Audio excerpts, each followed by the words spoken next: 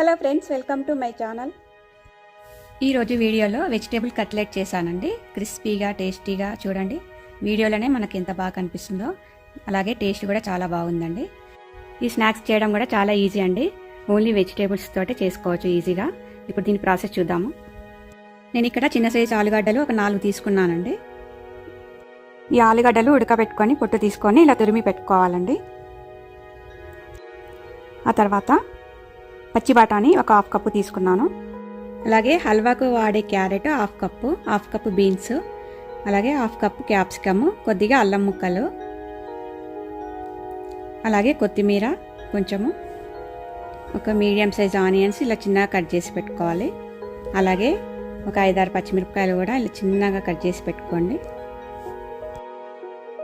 Stove on చేసి ఒక pan పెట్టుకొని అందులో బటర్ క్యూబ్స్ 2 పీసెస్ వేసుకోండి.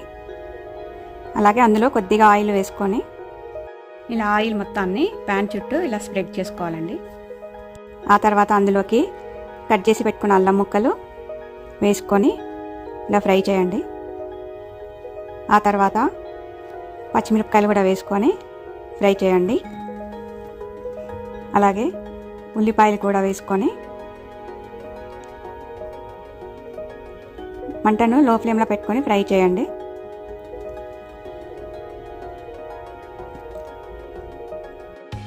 ఆ తర్వాత ఇందులోకి వెజ్జీస్ అన్నీ వేసుకొని ఫ్రై చేసుకోండి. ఒక 15 మినిట్స్ వరకు మంటను లో ఫ్లేమ్లో పెట్టుకొని ఫ్రై చేసుకోవాలి.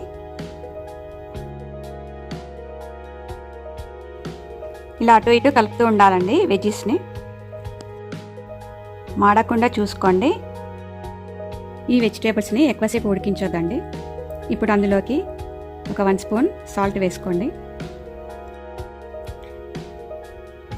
సాల్ట్ వేసి కలిపిన తర్వాత ఇలా అటు ఇటు ఎక్కువసేపు ఉడకకుండా చూసుకోవాలండి. మంటను లో ఫ్లేమ్లో పెట్టుకొని చూసుకోవాలి. ఇప్పుడు 15 మినిట్స్ అయిపోయింది కదా, ఇప్పుడు స్టవ్ ఆఫ్ చేసి పెట్టుకోండి.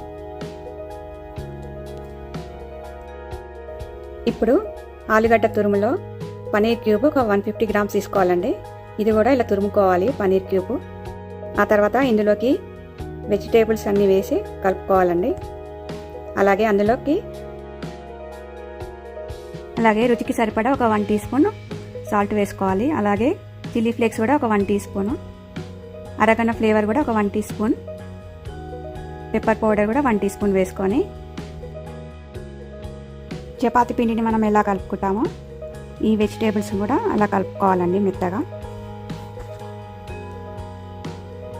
ఆ తర్వాత అందులోకి కొద్దిగా కొత్తిమీర కూడా వేసుకొని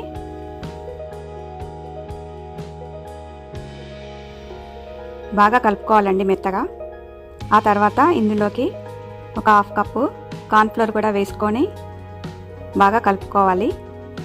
కార్న్ఫ్లోర్ ఎందుకంటే మనకు ముద్దలాగా రావాలంటే కొద్దిగా పిండి కలుపుకోవాలండి.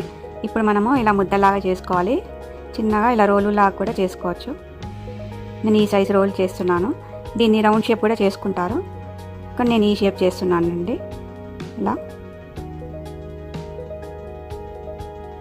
అన్నిటినీ ఇలాగే మనం తయారు చేసి పెట్టుకోవాలి ఒక ప్లేట్లోకి. ఇప్పుడు దీనికి బ్యాటర్ రెడీ చేసుకుందాము. 2 చెంచాల మొక్కజొన్న పిండి, అలాగే 1 చెంచా మైదా పిండి, 1 స్పూను చిల్లీ ఫ్లేక్స్ కూడా వేసుకొని ఇలా కలుపుకోవాలి. ఇప్పుడు దీంట్లోకి కొన్ని వాటర్ వేసుకొని లూజ్గా ఉండాలండి పిండి. ఇలా లూజ్గా తయారు చేసి పెట్టుకోవాలి. ఇప్పుడు దీన్ని పక్కన పెట్టండి. ఈ వెజిటేబుల్ కట్లెట్ క్రిస్పీగా రానికి బ్రెడ్ పొడి వేశారండి. నేను ఇక్కడ 4-5 బ్రెడ్ ముక్కలు తీసుకున్నాను ఫ్రెష్ది. ఇలా చిన్న చిన్న ముక్కలు కట్ చేసుకొని మిక్సీ జార్లో వేసుకొని మిక్సీ పట్టండి.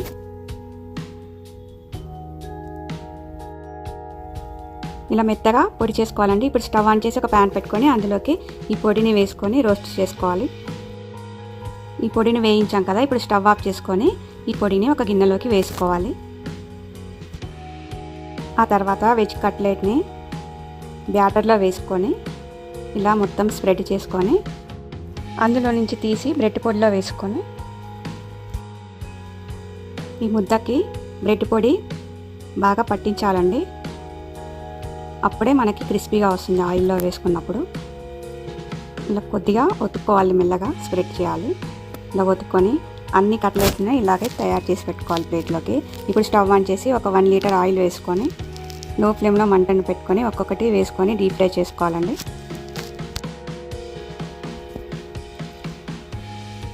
ఈ కట్లెట్స్ చుట్టూ కాలేటట్టు ఇలా అటు ఇటు తిప్పుకోవాలండి, గోల్డెన్ కలర్ వచ్చేంత వరకు. మంటను లో ఫ్లేమ్లో పెట్టుకొని ఇలా కాల్చుకోవాలి. చూడండి ఇలా కలర్ ఇలా వచ్చాక చూడండి కట్లెట్స్ ఎంత గోల్డ్ కలర్లో ఎంత బాగా ఫ్రై అయినాయో. ఇప్పుడు ఒక సర్వింగ్ ప్లేట్లో వేసుకొని సర్వ్ చేసుకోవాలండి. టిష్యూ పేపర్ వేసుకోవాలి. చూడండి కట్లెట్ ఎంత క్రిస్పీగా ఉందో. దీన్ని వేడివేడిగా తింటే చాలా టేస్టీగా ఉంటుందండి. దీన్ని టమాటా సాస్తో కానీ మయోనీస్తో కానీ సర్వ్ చేసుకోవచ్చు. నా ఛానల్ కనుక మీకు నచ్చినట్లయితే please subscribe, like and share చేయండి.